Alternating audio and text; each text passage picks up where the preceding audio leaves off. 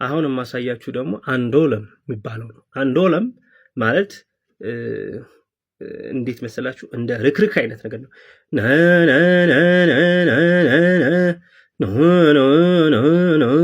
አሁን ከዛችኛዋ የሚል ሬ ሬ ሬ ሬ ከሚለው የሚለየው ባህሪው ይሄ መሰላችሁ?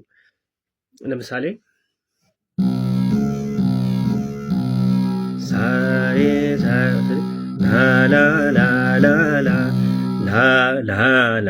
ላ አሁን ያኛው ያሳያችሁ ቅድም ሞር ፎርስ አለው። ይሄ ቁርጡ በጣም ኃይል ተጠቀማች ሳርጉት ማለት ነው። ይሄ ግን በሁለት ፊደላት መካከል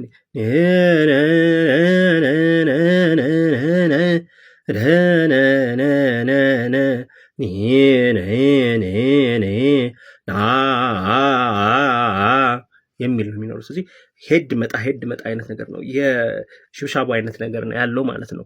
ሶ the more you study like that ምን መሰላችሁ የምታገኙት? ይሄ ለምሳሌ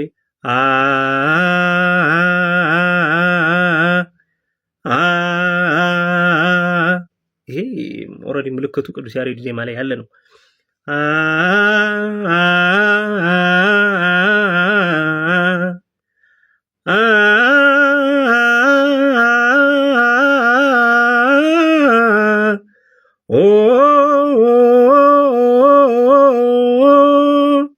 ኦልሬዲ የምታውቁት ምልክት ነው። ይሄ ክሊር በሆነ መልኩ ስትለማመዱ ይውል ማኔጅት በደንብ አድርጋችሁ ማለት ነው። በሚያስፈልገው ቦታ ላይ የሚያስፈልገውን ምንት ይኖራችኋል ማለት ክላሪቲ ይኖራል ድምጻችሁ ማለት ነው። መጀመሪያ ላይ የምታስታውሱት እንደሆነ ስንጀምር ይዘት በሚባለው ነገር ጀምረናል። ይዘት በጣም ትልቅ ዋጋ አለው። ክሊር የሆነ ክሪስታል ክሊር የሆነ ድምጽ ይዛችሁ፣ ይሄ ማለት ሁላችንም ተመሳሳይ የቮይስ ቴክስቸር አለን ማለት አይደለም፣ ግን ክሊርነሱ ይመጣል ቀስ እያለ እና በጣም የሚያስታውቁ ይሄ የሚሻክሩ ድምጾች። መሻከር ስላችሁ ከምን አንጻር ነው? ይሄ ላይ የሚንቀጠቀጥ መሀል ላይ አየር የሚጎለው የሚያንሰው እኩል የማይፈስ ያን ማለት ነው እንጂ የቴክስቸራችን ጉዳይ በጣም ይለያያል። አንዳንዱ ወፈር ያለ ድምጽ ብሮቲ የሆነ ድምጽ ያለዋል፣ አንዳንዱ ቀጭን ይሆናል፣ አንዳንዱ ደግሞ በጣም ወፍራምና ሙሉ ደማቅ የሆነ ድምጽ ያለዋል። ሰው ያኛው አይደለም፣ ማኔጅ ማድረግ ነው በትክክል ቃላትን ይዞ መፍሰስ እና ይሄ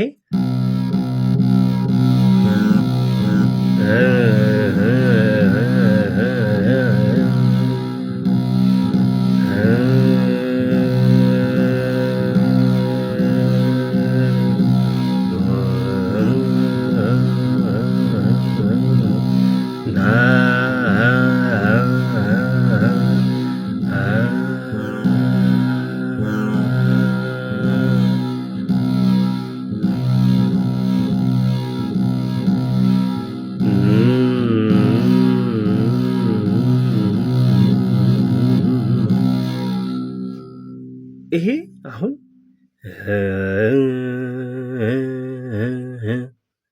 የምታውቁት ነው፣ ርክክ ነው። ይሄ ክሊር በሆነ መልኩ ስንጠቀም የመጀመሪያ ይዘትን በትክክል ይዞ መፍሰስን ያንን በጣም ስንለማመደውና በጣም የአየር አጠቃቀማችን ልክ ሲሆን ጉሮሯችን ክሊር መሆን ሲጀምር ይህን ያለምንም ችግር አኮምፕሊሽ ማድረግ ነው። ስለዚህ አንድ ሰው ይሄንን ሲል ፈቀደ